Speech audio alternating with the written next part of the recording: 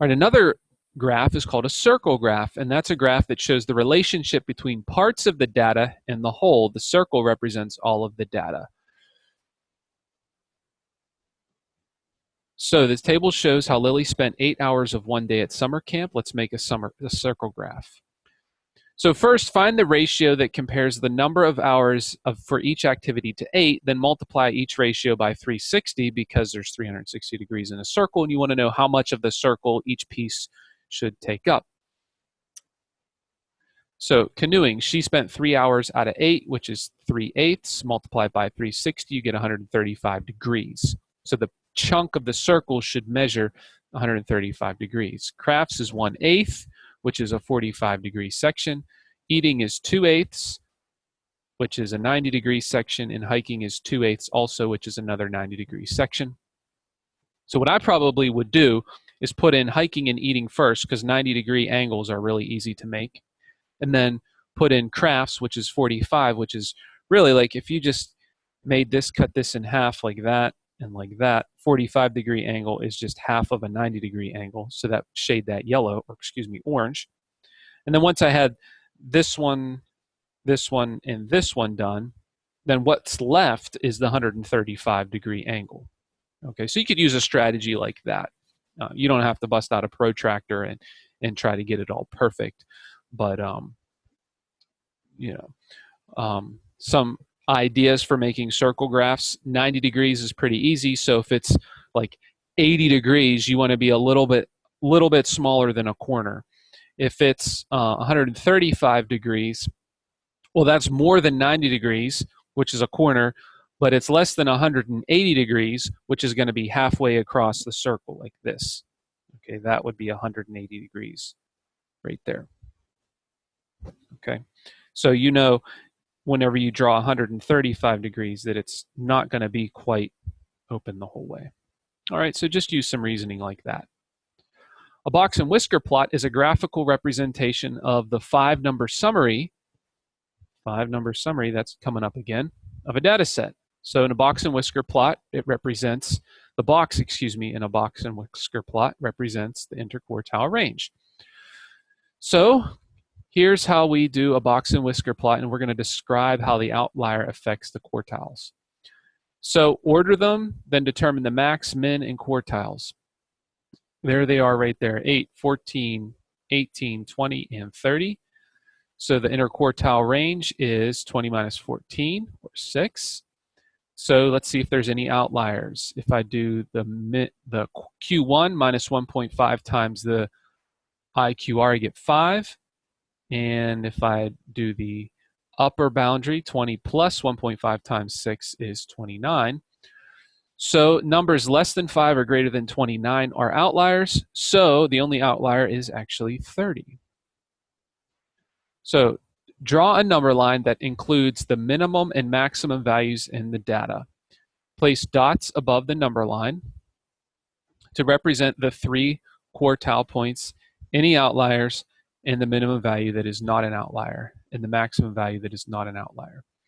Okay, so you would put a point at 8, 14, 18, 20, 30, or excuse me, yes, and 30. Okay. And 22, because that's the largest value that is not an outlier. Okay, draw the box and whiskers. The vertical rules go through the quartiles. The outliers are not connected to the whiskers. Okay, so we put a point at 8, the minimum, Q1, 14, the median, 18, the max that is not an outlier, so in this case 22. If 30 was not an outlier, we wouldn't put a point at 22, we just put it at 30. Okay, then you put boxes around the interquartile range and median, connect whiskers out to the max and min that are not outliers, and then just let the outlier sit out there by himself. Okay, and that's the box and whisker plot. So if you omit 30 from the data, you repeat the first step to get the lower and upper quartiles and median. So removing an outlier does not affect Q1 or Q2, and thus does not affect the interquartile range. The value of Q2 changes from 18 to 17. So comparing data, Lucas is going to go to college in either Dallas or Nashville. He wants to live in a place that does not get too cold, so he decides to compare average monthly low temperatures of each city. So here's the month, Dallas and Nashville. So to draw a double box and whisker plot for the data, you do same thing we did, but let's do it with Dallas. Since there's no center values, we're going to take the two middle ones, add them up, and divide by 2. Same thing with Nashville. And there's no outliers, and draw the points using the same number lines. So our numbers range from 28 up to 77. So we want to make sure we have a number line. I don't know how that 4 got in there, but that should just be 80. So since they go from 28 up to 77, we're just going to go off by 5, starting at 20, going up to 40, up to 80. Draw your box and whisker plot for Dallas. Draw your box and whisker plot for Nashville. So use the double box and whisker plot to compare the data. So the interquartile range of the temperatures for both cities is about the same.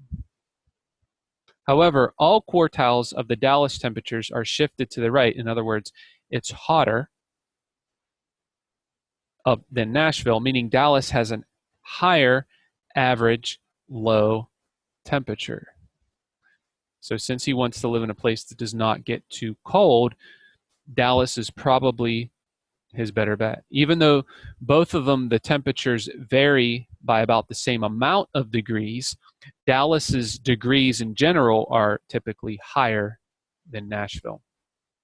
So one night in August, a weather reporter stated that the low for Nashville as being only 65. Is it appropriate for the weather reporter to use the word only in the statement? Is 65 an unusually low temperature for Nashville in August? Let's see. No, because 65 is not an unusually low temperature for August in Nashville. It is lower than average, but not by much. So if you go to Nashville in August, 68 is the average low. 65 is not very much lower than that. All right, when you display data, some graphs are better choices than others. So which type of graph is the best way to display each of these? Let's explain it. The results of women's Olympic high jump events from 1972 to 2008.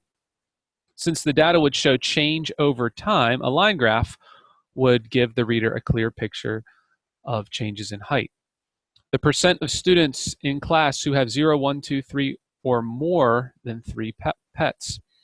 Since the data would show how parts are related to the whole, a circle graph would give the reader a clear picture of how different segments of the class relate to the whole class.